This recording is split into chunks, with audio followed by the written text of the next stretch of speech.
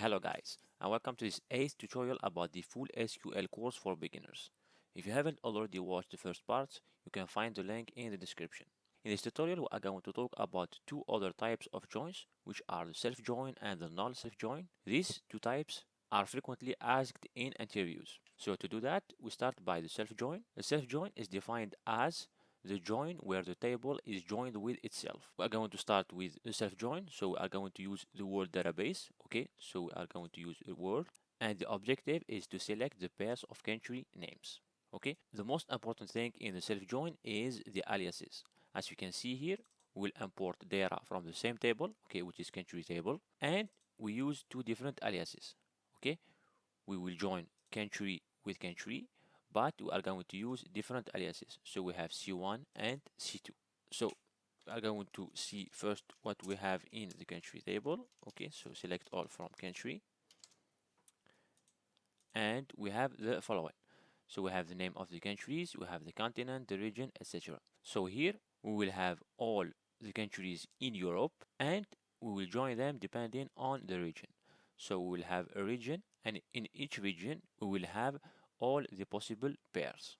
So we select C1.name, so the name from C1, which is country, and C2.name, which is also country but with different alias, which is C2. Then we select the region. So we'll have three different columns from, as I said, country and country with two different aliases, separated with a comma. Where? So the first condition, it means that we don't want duplicates. Okay, so we don't want C1 equals to C1.code. So we don't want the same name which is created with a pair with itself. The second condition, as I said, it will be in Europe, and it will be pairs within the same region. Then we are going to order by region. Okay, so if we execute that, we will have all the different pairs. So in the first region, then we have the second region, the third region, etc. Okay, now if we remove the first condition, which is C1 is different than C2, as you will see here, we will have duplicates. Okay, we have Estonia, and Lithuania. Okay, so we'll have the duplicates. So basically, the first condition means that we don't want to see duplicates, and we will order that by region. Okay, so this is the order, and of course, all the countries are in Europe.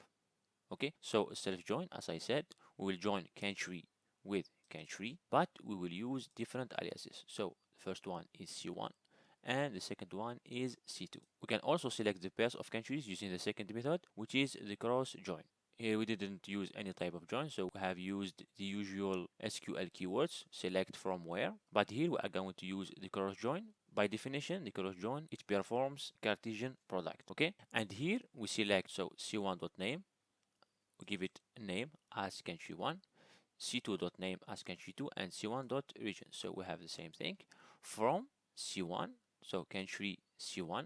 As you see, we have the same alias, but we don't use a comma to select the second table. We will use the cross join. So we write from country C1, cross join country C2, where, so to remove duplicates, the continent is Europe, the second continent is Europe. So here, since we have used the cross join, we have to define the continent for the first table and the continent for the second table. And also we will have groups depending on regions. So we have all the pairs within each region. Same thing, we order by the region. If we execute that, we will have exactly the same results. As you can see here, we have exactly the same results. Okay, so this is about the self join. So here we have seen two examples, but the most important thing is that you have to be careful about the aliases that you want to use, okay, because it is with these aliases that you will define your conditions. Okay, so this is for the self join.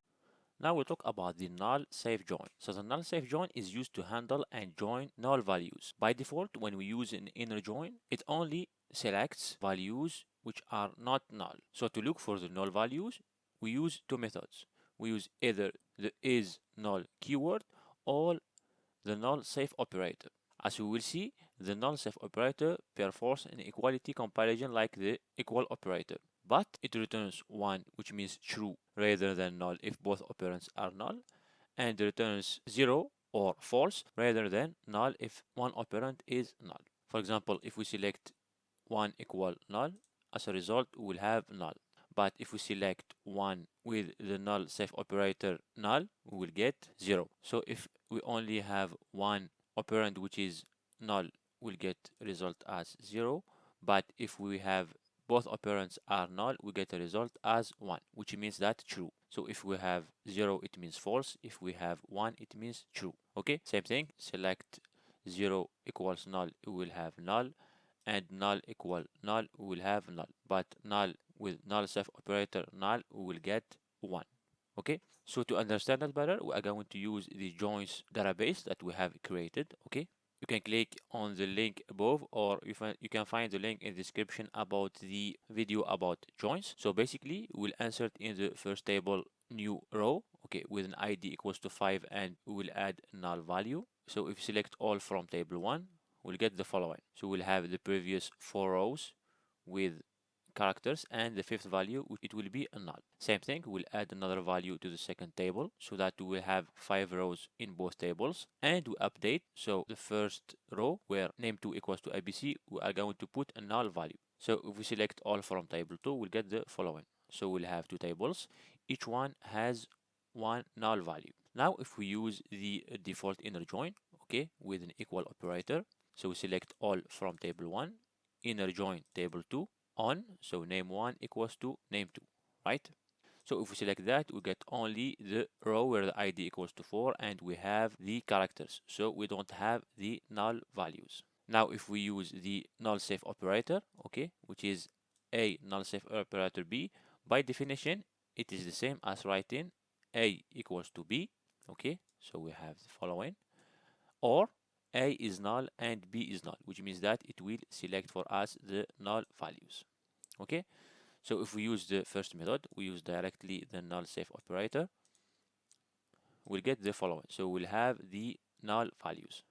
Okay, and same thing if we use the other method, which is a detailed explanation about the self null operator, okay, which is the following, we get exactly the same result, right? So we use the null safe operator, okay, which is this one, to handle null values when we join our tables, because if we don't use the null safe operator, if we use only equal, we'll get the result with only characters without null values. And as we have said, the first method is equivalent to the second method, which is by definition the null safe operator corresponds to the full expression written in here. Okay, so that's it for the 2 other types of joins. I hope that you have learned new thing. Thanks for watching, and see you in the next tutorial.